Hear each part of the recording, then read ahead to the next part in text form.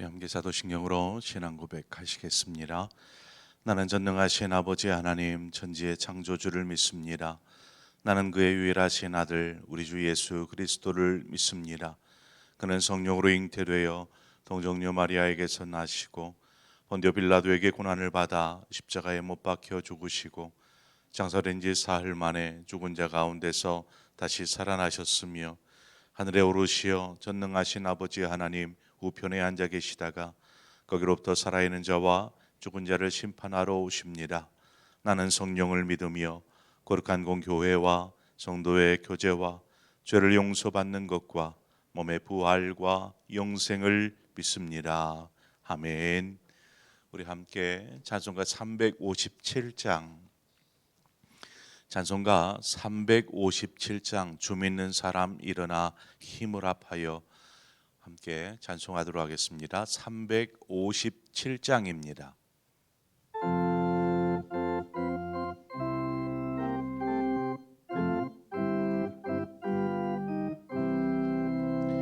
주 믿는 사람 일어나 다 힘을 합하여 이 세상 모든 마귀를 다 쳐서 멸하세. 저 앞에 오는 적군을 다 싸워 이겨라. 주 예수 믿는 힘으로 온 세상 이기네. 믿음이 이기네. 믿음이 이기네. 주 예수를 믿음이 온 세상 이기네. 온 인류 마귀 괴율로 큰 죄에 빠지니 진리로 띠를 띠고서 늘 기도드리세. 참 믿고 의지하면서 겁없이 나갈 때 주 예수 믿는 힘으로 온 세상 이기네. 믿음이 이기네. 믿음이 이기네. 주 예수를 믿음이 온 세상 이기네. 끝까지 이긴 자에게 흰 옷을 입히고 또 영생 복을 주시니 참 기쁜 일일세. 이 모든 세상 지나서 저 천성 가도록 주 예수 믿는 힘으로 온 세상 이기네. 믿음이 이기네. 믿음이 이기네. 주 예수를 믿음이 온 세상 이기네. 아멘. 오늘 주신 말씀 보겠습니다. 시편 9편 1절에서 11절의 말씀입니다. 시편 9편 1절에서 11절 말씀을 한 절씩 교독해서 보도록 하겠습니다. 내가 전심으로 여호와께 감사하오며 주의 모든 기이한 일들을 전하리이다.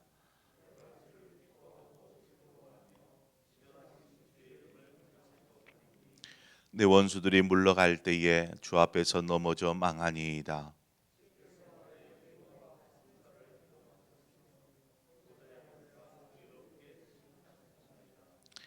이방 나라들을 책망하시고 악인을 멸하시며 그들의 이름을 영원히 지우셨나이다.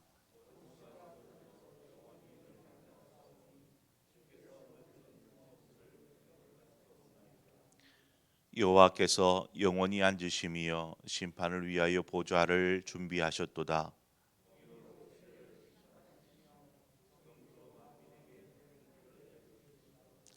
여호와는 압제를 당하는 자의 요새이시오 환난 때의 요새이시로다.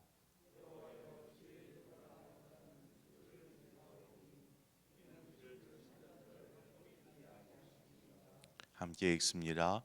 너희는 시온에 계신 여호와를 찬송하며 그의 행사를 백성 중에 선포할지어다.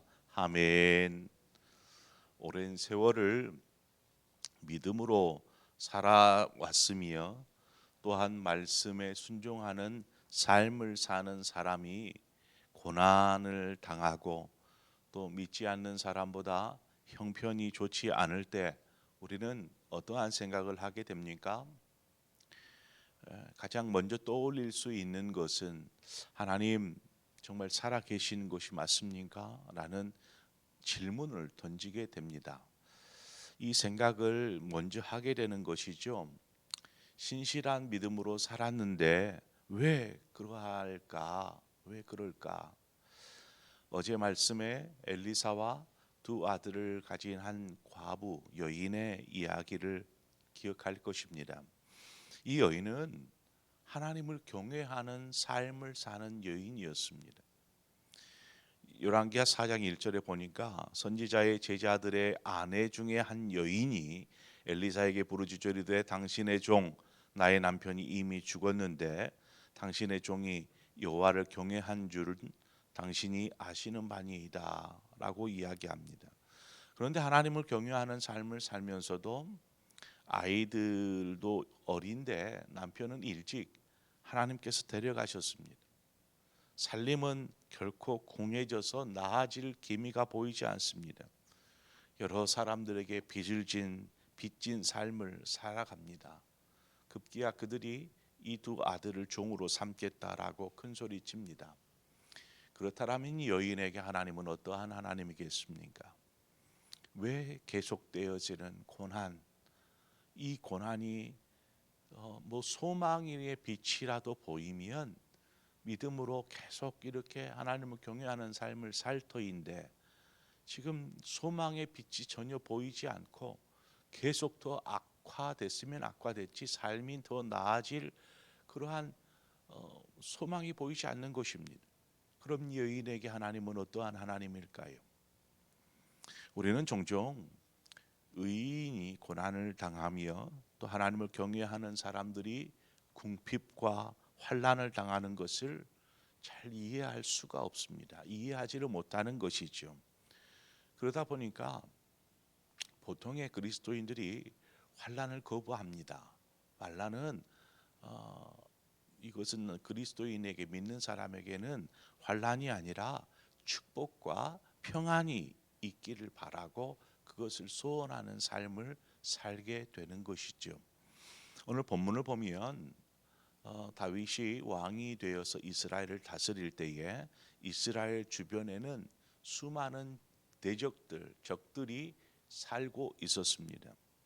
그들은 하나님을 섬기지 않았을 뿐만 아니라 하나님을 대적하는 그러한 나라들이었습니다.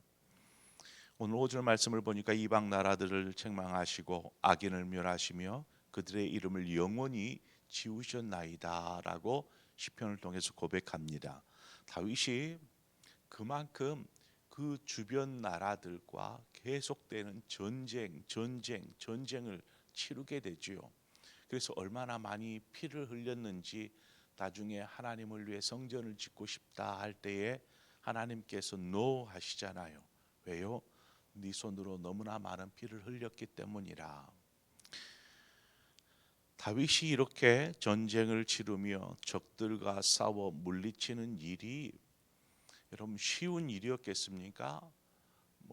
우리는 다윗이니까 모든 전쟁에서 다 승리하고 이렇게 바라볼지 모르겠지만 전쟁을 계속해서 치르는 다윗에게는 결코 쉽지 않은 일이었을 것입니다. 수많은 병사들, 사랑하는 병사들이 그 전장에서 피 흘려 죽잖아요. 죽임을 당하는 것입니다. 다윗 역시 이러한 전쟁을 계속 치루었던 것입니다. 다윗에게는 이러한 전쟁을 통해서 고난 혹은 위기의 연속이었던 것입니다. 뭐 전쟁을 치르는데 목숨이 위태하지 않겠습니까? 왕이라 할지라도 전쟁에서 패하면 왕은 죽게 될 터인데, 그러니까 전쟁을 치른다라는 것은 그러한 고난이고 또 목숨이 위태할 위기의 순간이 되더라는 것입니다. 우리가 아는 위대한 왕 다윗, 믿음의 사람 다윗이 이러한 고난과 역경의 삶을 살았다라는 것을 우리는 쉽게 이해가 될까요? 다윗이 치른 전쟁은 하나님을 의지하여서 믿음으로 살고자 하는 그러한 사투를 벌린 것입니다. 삶에서 그 전쟁을 통해서 다윗은 그것을 깨닫습니다. 이것은 그저 사람과 사람과 뭐 죽고 살고 하는 피 흘리는 싸움이 아니라 이것은 하나님과의 싸움이다. 하나님을 의지한 믿음으로 삶을 살고자 하는 이러한 사투다라고 이야기합니다. 사도 바울이 그 사랑하는 영적인 아들이죠, 디모데에게 이러한 이야기를 합니다. 디모데후서 2장 3절에 보면 너는 그리스도 예수의 좋은 병사가 되어 나와 함께 고난을 받으라. 사랑하는 아들 디모데에게 이렇게 얘기를 해요. 고난이 무슨 영광도 아니고 얼마나 좋아서 사랑하는 아들 디모데에게 고난을 받으라라고 바울은 이야기하고 있는 걸까요? 그런데 여기서 중요한 것은요, 그 앞에 있는 내용입니다. 나와 함께 고난을 받으라. 나와 함께라는 것입니다. 너만 고난 받아 이것이 아니라 나와 함께 고난을 받자라고 이야기한 것입니다. 성도가 이 땅에 사는 동안 적당히 세상과 타협하며 살면 좀 더 쉬운 길을 걸을 수 있을지 모릅니다. 하지만 그것은 올바른 믿음의 길은 결코 아닐 것입니다.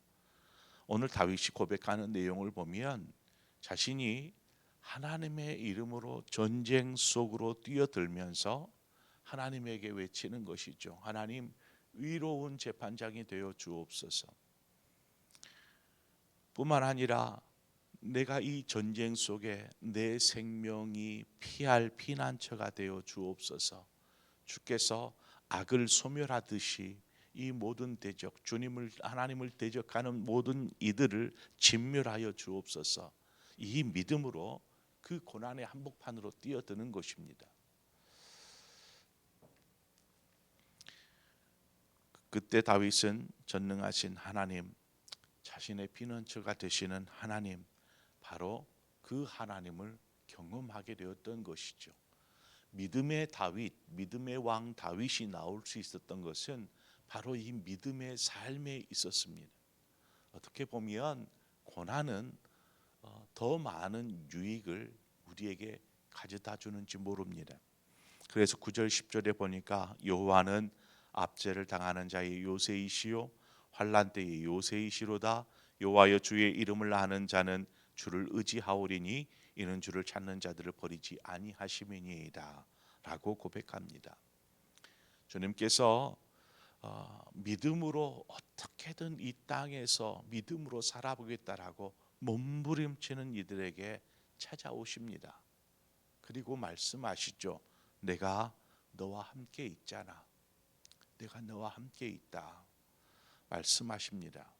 그리고 수고하고 무거운 짐진 자들아 다 내게로 오라.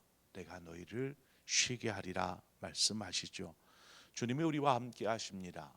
이 고난의 때에 우리는 주님이 함께 하신다라는 사실을 또 느끼고 깨닫게 됩니다. 뭐 그 전에도 알 수 있지요. 하나님이 나와 함께 하신다라고 그렇게 믿음으로 고백하지만 이 고난의 때에 하나님께서 나와 함께 하시는구나라는 사실들을 우리는 알게 됩니다. 깨닫게 됩니다. 왜 고난 속에서 그것들을 경험하게 되는 걸까요? 고난을 믿음으로 이겨냈기 때문에 그렇습니다. 요한복음 16장 33절에 이것을 너희에게 이르는 것은 너희로 내 안에서 평안을 누리게 하려 함이라. 세상에서는 너희가 환난을 당하나 담대하라. 내가 세상을 이겼노라. 주님 말씀하시죠. 세상에서 환난을 당할 것이다. 왜 환난을 당해야 합니까? 왜? 그것은 믿음으로 살기 위해서입니다. 그저 적당하게 사는 것이 아니고 죄악된 세상 가운데서 경건하고 순결하고 믿음으로 살려고 하다 보니까 사투를 벌리는 것이죠. 세상의 전쟁 속으로 우리는 뛰어드는 것입니다. 하지만 우리가 그 속에서 담대하게 믿음으로 살아야 될 것은 주님께서 세상을 이기셨기 때문에 그렇습니다. 우리 역시 능히 이길 수 있다라는 사실입니다. 주님께서 하시는 말씀은 환난 당하지 않을 것이라 말하지 않습니다. 환난을 당할 거야. 환난을 당할 거야. 만약 믿음으로 살려고 한다면 환난을 당할 거야. 그러나 담대하라. 주님께서 세상을 이기셨기에 우리 역시 믿음으로 이 환난의 때를 이겨낼 수 있다라는 것입니다. 그래서 요한일서에서 말씀하지 않습니까? 세상을 이기는 승리는 이것이니 우리의 믿음이니라. 우리는 믿음으로 삶의 현장, 세상 속으로 뛰어들어야 합니다. 아니 세상은 무서워요. 많은 적들이 기다리고 있고요. 그래서 우리가 뛰어들지 않는다라면 우리는 더 크신 하나님을 경험하지 못합니다.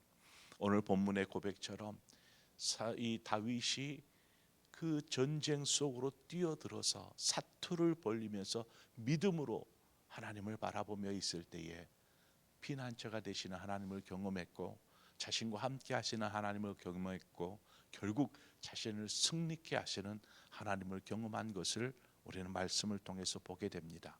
우리 역시 마찬가지입니다. 하나님께서 우리로 승리케 하여 주실 줄 믿습니다. 그러므로 믿음을 가지고 조금 힘들고 핍박이 있고 고난이 있고 어려움이 있어도 믿음으로 나아가십시오. 하나님께서 여러분과 함께 하시고 능히 승리케 하여 주실 줄 믿습니다. 그러한 한 주간의 삶이 되어지시기를 주님의 이름으로 축원드립니다. 기도하겠습니다. 좋으신 아버지 하나님, 은혜와 사랑을 감사합니다. 왜 이 땅의 삶이 이렇게 고달프고 힘겨울까요? 그것은 인간의 어리석음으로 죄악이 세상에 들어오고 이제는 사단의 권세가 사망의 권세로 하나님 이 땅을 좌지우지하는 이 세상 속에 믿음으로 살려고 몸부림치다 보니 이러한 환난과 고난을 당합니다. 아버지, 하지만 그러한 속에서도 우리가 믿음을 잃지 않고 꼭 주님을 붙잡는 것은 하나님 주님께서 우리로 하여금 승리케 하여 주실 줄 믿기 때문입니다. 주님, 고난당한 자가 있거든 주님께서 그들에게 쉼터가 되어 주옵소서. 안식이 되어 주시고 평안이 되어 주시고 그 상황 속에서도 믿음으로 주님을 붙잡을 때에 주님께서 도우심이 되어 주시옵소서. 그래서 능히 믿음으로 승리하는 모든 하나님의 사람들 되게 하여 주옵소서. 예수 그리스도의 이름으로 기도합니다. 아멘. 오늘 이 시간 우리 함께 기도할 때에 우리가 이제 사순절이 아니라 사경회를 준비하고 계획하고 있습니다. 여러분들 이 사경회를 위해서 이 때를 계기로 하나님 우리의 예배가, 우리의 믿음이, 우리의 신앙이 회복되어지는 기회로 삼게 하여 주옵소서. 우리 교회의 모든 성도들이 이때 깨어 일어나서 그 신앙에 게을렀던, 예배에 게을렀던 그러한 습관을 내버리고 코로나라는 핑계도 버리고 이제는 믿음으로 하나님 앞에 예배하는 자로 설 수 있도록 위해서 기도해 주시기를 바랍니다. 그래서 예배를 회복시켜 주시고 우리의 신앙이 다시금 하나님을 붙잡고 이 땅을 살게 하여 주옵소서. 우리 그러한 마음으로 함께 기도하며 또 각자의 기도의 제목으로 하나님 앞에 기도하며 나아가도록 하겠습니다. 함께 기도합니다. 하나님 아버지의 은혜와 사랑을 감사합니다. 믿음이 세상을 이기는 줄 믿습니다. 하나님, 주님께서 세상을 이기셨기에 우리가 주님을 믿음으로 우리 역시 이 세상에서 승리케 하여 주실 줄 믿습니다.